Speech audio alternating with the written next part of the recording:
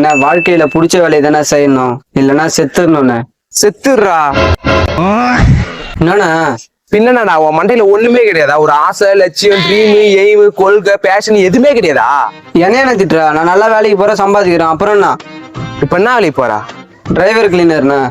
போன வாரம் company ITI. அதுக்கு போன வாரம் பிசினஸ் மார்க்கெட்டிங். அதுக்கு போன வாரம் எல்லா வேலையும் தானே சார், எனக்கு பிடிச்சது நான் பண்றேண்ணே.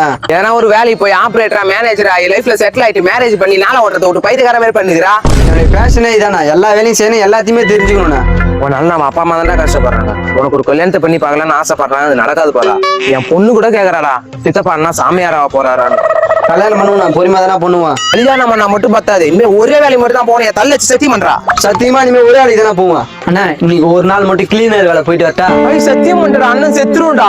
இல்ல நான் இன்னைக்கு ஒரே ஒரு நாள் மட்டும் வேலைக்கு போயிட்டு வந்துடுறேன்னா. ஐயோ அண்ணன் செத்துருண்டா. ஐயோ